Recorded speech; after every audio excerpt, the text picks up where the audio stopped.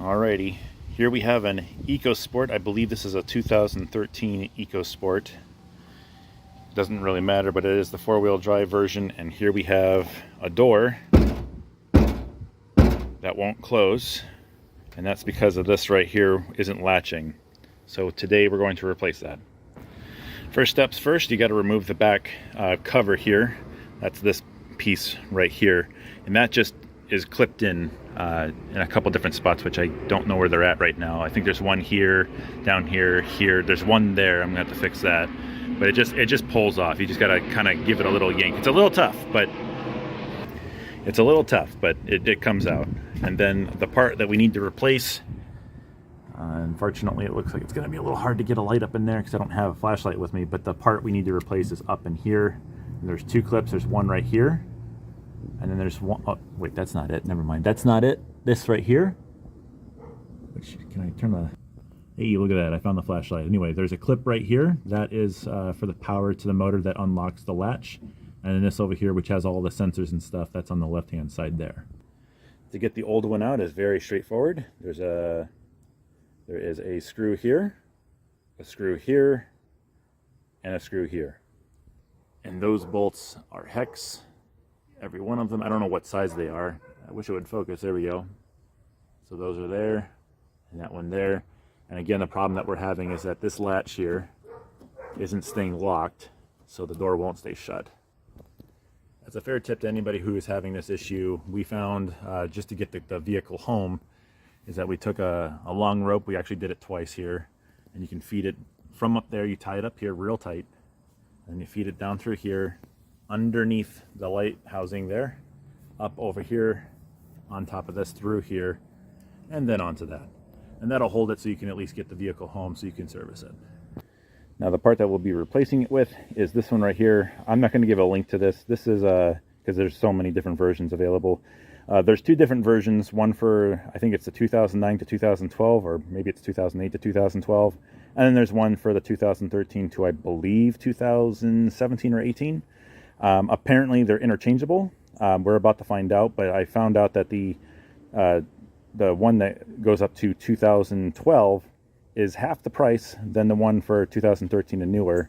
And I think that's just because it's a newer vehicle, but apparently they're interchangeable. So we're going to find out today if that's true.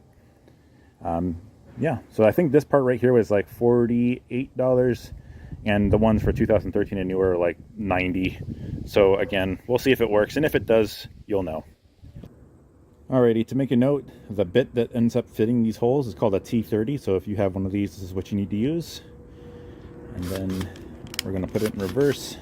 I'm going to take the first one out of there. Actually, I'm just going to do this off camera, but you just take this one here, and this one here out. I just don't want to break anything. Alright, and there are our three bolts out, and now it's just kind of loosely fitting in there. So now I'm going to try and just pull it out from over here on this side. Alrighty, surprise, surprise. We have this, which is the back light where the button is that you use to open the hatch back here. This has the light and the button in it. That's where this little connector here is from. It's got two bolts, one here and one there. And this collides with this, whatever's in there. So that needs to come out, but there's a piece of metal there that doesn't clear this. So we need to take this off. So I'm gonna do that now. Not on camera because I only have two hands and I need both of them for this. So I'm going to pull that out. When you're doing this, the other side might fall out, so make sure to catch it because it's going to fall out that way. So catch it when it goes.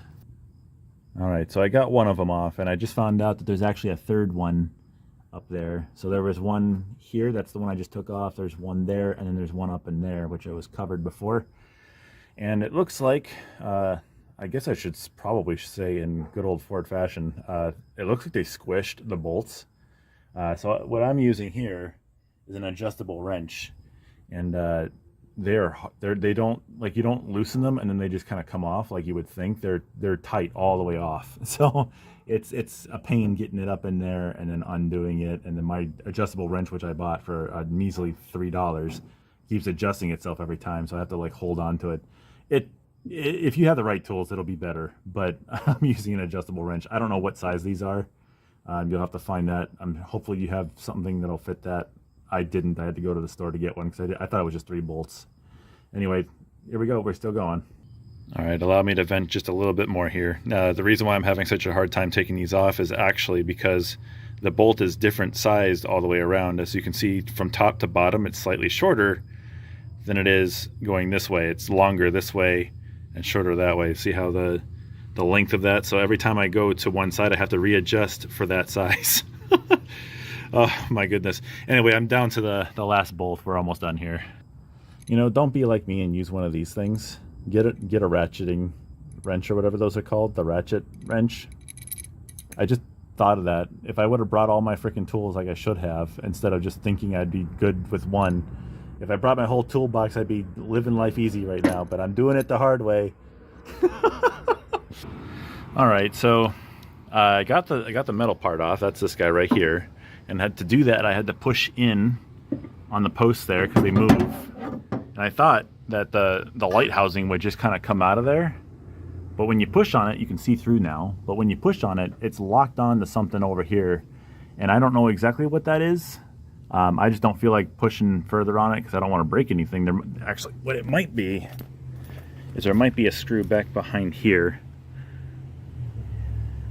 which I can't tell, but it feels like that's held on with adhesive right there, and I don't want to pull that off and then break the adhesive. So what we're going to do, I did put that screw back in to hold it in place.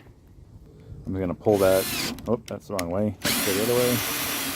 Pull it out. And it should drop. Take that screw out of there. Add that to our screws.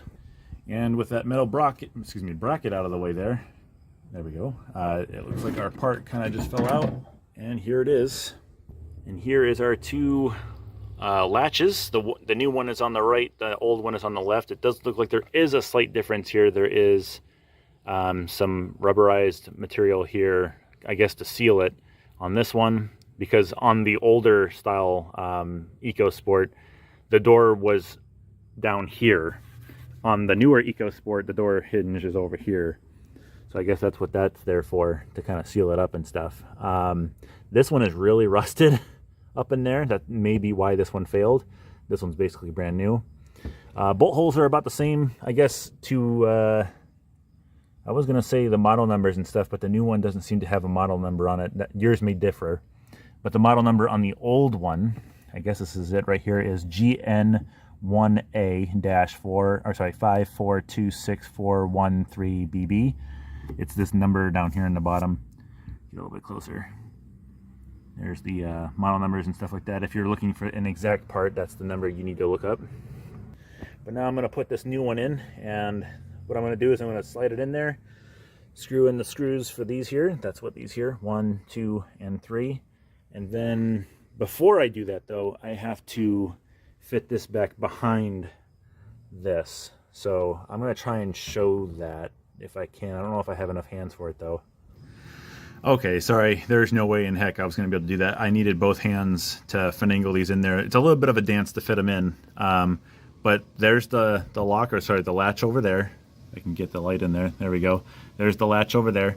Now you put this in first. You slide it in through here with the lock right there. This is just not set in there just yet. And then you fit this behind it. So while this is loose, you can push it more towards this wall here, and you can fit this in. Now this will be a little loose in here because the thing is actually pulling away from the wall here. You'll have to push it in when you put the nuts back on. But now it's in there. So we're going to screw that in now.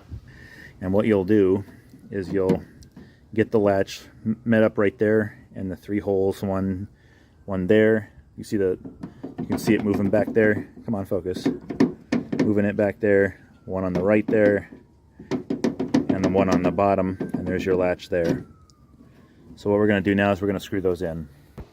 All right, and then with those 3 screws in there, again, I can't show this on camera because I just only have so many hands. But I got the 3 screws in there. You can use Loctite if you want. I just screwed them in. They're pretty tight. They're not coming off. And then what you do here is you have this really big clip here. This is the biggest one out of all 3. There's 3 of them here. And you take the clip, and I believe it's this side with the little clip here. You see that? Like this. It's got this little clip here. And then back in there on the left-hand side is that. And you just slide it in there until you hear a click. I don't know if you heard that on the camera, but it clicked there. And then there's another one down here. This one's for the power to make the motor actuate. And I believe that is this gray one here. Your car may vary, but there's two of them here. There's one with 3 or 4 pins on it, and then there's one with, you can barely see them, but they're right there. There's 2 pins right there. I think there might be a third one. Nope, just 2. Here we go. 2 wires going in there. And then I believe this one has the clip facing towards you from here. And you plop it up in there, and then it clicks, and there you go. And then there's one more. Now on mine, I took this off for now. It does come off of here. This little guy right here slides into there. If yours came off, it makes it a lot easier getting this off. But now I gotta screw those bolts on there. Wish me luck. It's probably gonna take me the next like 10 minutes to do that, but I'll see you guys in just a little bit. All right, you know, I thought to myself, maybe I should kind of give this a test run before I bolt it all back together and spend 10 minutes bolting all that in. I already did one, so I'm already like a third of the way there. But we unlock the car. When I come over here, the last thing you gotta do too, before I continue here, get that latch back up in there. When you get them all bolted up together and stuff, latch that back up in there. And then the last cable, which had the 3 pin, oh, it's got 4 actually, 1, 2, 3, 4 in there. Let me get that on camera. Sorry for the dirty nails there. 1, 2, 3, 4. Latch it in there. And then you come over here and you push the button. And it does actuate like it should. So that is, again, that's the one from 2012. Now in a 2013. Apparently they're not compatible, but they obviously are. And then we'll see. Let's close this door and see if it shuts. And that is shut. I'm not going to pull too hard because I don't have it all bolted up together. Now we're going to unlatch it. And it pops. Latched. Popped. All right. Cool. I feel better about that. I was kind of worried there for a second. Anyway, I'm just going to batten it all back up together. There's the 3 bolts in there. And then put the cover back on. It just goes right back on there, and you slap it in place, and then it should go in there. Again, there's a plug there, a plug there. I think there's plugs on it. Actually, let me look over here. Yeah, see, there's plugs down there, and then there's holes for each of these, and you just got to push in on all those spaces so that it latches back in place, and then you're good to go. I'll batten it all back up together and show you one more time, but it works. It's the older style latch works with the newer style, so you don't have to spend friggin' $90 or $100, or God forbid you go to the dealership and they tell you have to spend $730 to put that in. Oh boy, that's what we were told, and there's no way in heck. So there's the old part. I don't know what happened to it. Apparently everybody has an issue where it locks but then won't open. That's the normal issue. The issue that we're having was it wouldn't stay shut. So it works now. Anyway, if I don't get the last bits of it all batten back up together, thanks for watching. Hopefully this wasn't too much. You guys have a good one. Oh, and I guess something that I should mention is that there are 2 screws at the bottom here. I just found out actually that they didn't put them back in when we took them to the Ford dealership. They took them out and then they stuffed them in the cupboard thing over here. I just found them, and they go in there and there, and they take the little hex screws right there. But the door's back on. Take the key, and it shuts now. Whoop. I'm great at this, aren't I? I'm a professional. It closes and it opens. Oh, and where's the lock? It locks. Oh, I still had it. Huh, why can't I do that?